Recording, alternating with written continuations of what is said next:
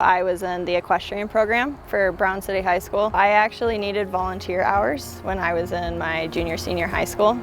And I kind of went on the whim with my mom too, who's been involved in the school for a really long time. And we were kind of like, well, I really need some volunteer hours for this equestrian team and for my high school and things like that. And so I started with just bringing in my one little pony, and then I just saw like how every student's reaction was. And I just had my little pony out on the playground and I hung out with kids all day, and I absolutely fell in love with like the reactions and things like that. I was a very shy kid, and horses kind of brought me out of that.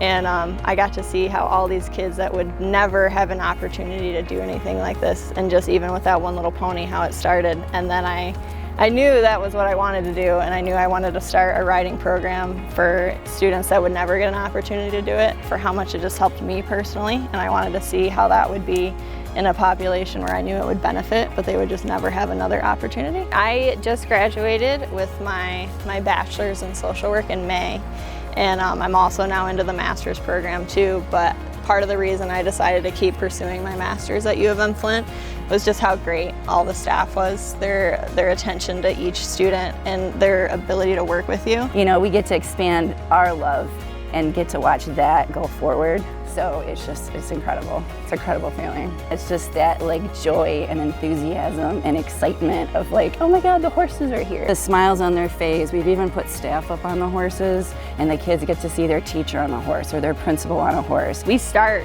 completely all on the ground, and it's all about even just like moving around the horses and like how you have to keep your energy in check, whether that's you need to either up it or you need to tone it down a little to be around them. When you're forced to deal with something that's 1,000 pounds that you have to control and kind of manage, it either makes it where I tell the kids, I've had the really quiet ones where I'm like, you have to be in charge of this animal and you have to tell them what to do, and it kind of makes them confident, and then they can kind of go about where they're like, okay, like I just moved the 1,000-pound animal and made it do what I wanted it to do. So over the years, like I've really gotten to like just refine myself in this position and like get to even express what I've learned with the horses more through the kids through all those years. The fact that like the legacy lives on, and something that my parents started, and then she will continue with her family.